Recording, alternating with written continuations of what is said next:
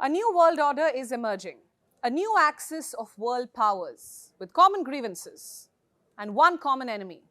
No prizes for guessing which one, the United States of America, a country which has for decades tried to shape our world in its image and established its preeminence in almost every facet of power, be it military, economy, technology, culture, or morality for that matter. It is America the world looks up to, all thanks to its global influence networks and, of course, the American PR machinery. But what if I tell you that things are changing? That America's global empire is crumbling, the hegemony of Western nations is dying, and a new alliance is looking to replace it, an alliance led by three countries: Russia, China, and Iran. The three most sanctioned countries in the world. They seem to have formed a rather informal alliance of convenience, a loose alliance of sorts which the West is calling a troika of tyranny and a triad of bullies. What have they done to deserve such titles, and can they really reshape the prevailing world order? Or will they instead push the world into further disorder? And above everything else, where does India fit in this new axis? Does it have any reason to worry? We'll find out over the next few minutes. Hello and welcome to Gravitas Plus. My name is Priyanka Sharma. A new global alliance is now in the making, an alliance between China, Iran, and Moscow. They're forging their strategic, defense, and economic ties. It doesn't take a genius to notice the pattern. Just look at some recent developments. Ever since Russia invaded Ukraine, the three countries have come closer. Yes, China is uncomfortable with the war, but it still provides Russia with a diplomatic umbrella. It is also helping Moscow economically by rejecting the G7's price caps on oil. The same case with Iran. It is still buying Russian oil and sending weapons in return. Yes, for the last 1 year, Tehran has sent countless kamikaze drones. And if reports are to be believed, it might just send ballistic missiles by this October. These deals are being accompanied by state visits. Leaders and officials from all three countries have been frequently flying to each other's capitals. In July last year, the Russian president went to Tehran. He met his counterpart, Ibrahim Raisi, and discussed strengthening bilateral ties. Contrary to expectations, Iran didn't downplay this visit. In fact, it rolled out a red carpet for Vladimir Putin. The Iranian oil minister personally went to greet Putin. And then in November, a group of Russian security officials visited Iran. Their aim was to find ways to counter Western pressure on both countries. Syria is another good example. Another good example of the Iranian and Russian interests coming together. For years now, both sides have been trying to keep Bashar al-Assad in power. Their only aim is to counter American interests in Syria. Just last week, the US shot down Iranian-made spy drones in Syria. And if we speak of Russia, despite being militarily involved in Ukraine, Russia still maintains a military presence in Syria, an indication that it's not leaving the country anytime soon. And if we speak of Russian and Iranian cooperation in Syria, it's a tale that gets murkier the deeper you dig. Russia continues to provide a decisive cover to Syrian and Iranian-backed ground forces in Syria. And then, of course, we have China.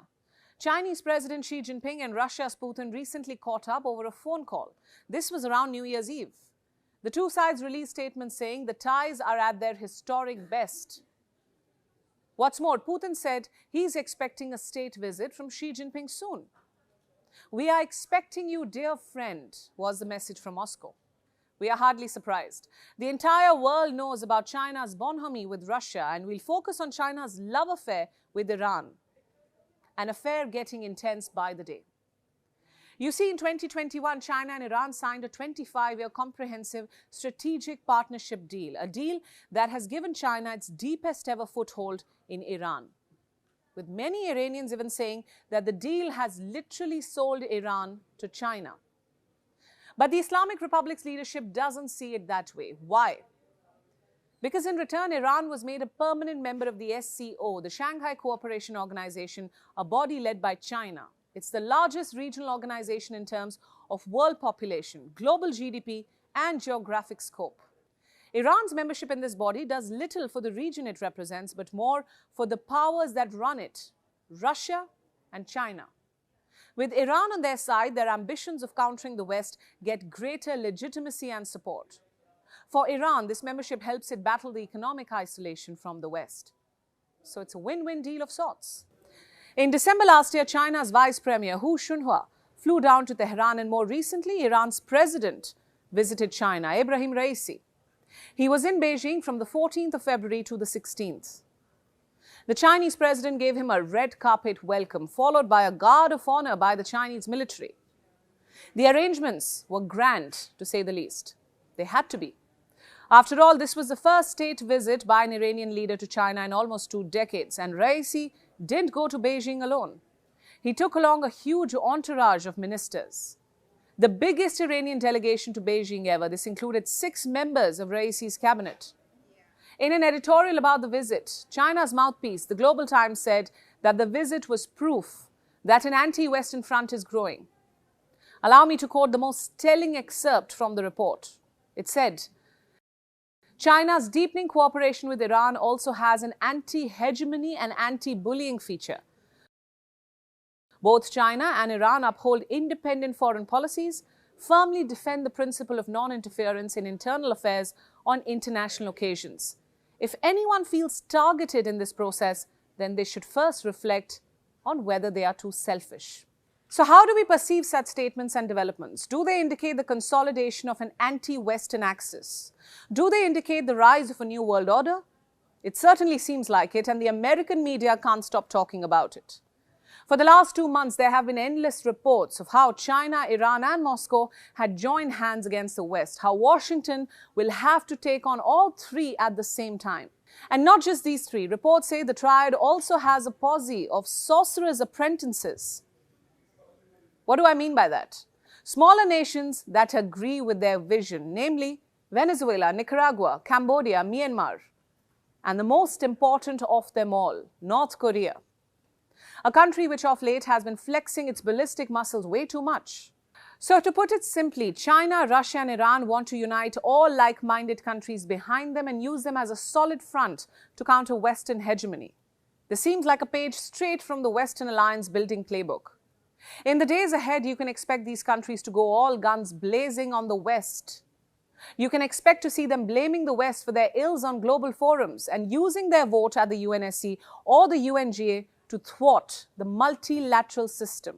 The big question, where will all this leave India? Will India be collateral damage in this game plan? Well, we wouldn't go so far as to say that. You see, India has historic ties with Russia. India and Iran also share a cordial relationship. China is obviously an exception. It never fails to provoke India. Yet, New Delhi and Beijing have managed to not let the tensions flare up dramatically. So should India worry about this alliance? We don't think so. This triad just has one rotten apple as far as India is concerned, China. I don't think the other members of this alliance, both present and future, would square off against India, especially Russia and Iran. One can't imagine these two joining an anti-India alliance. In fact, this alliance isn't even about India.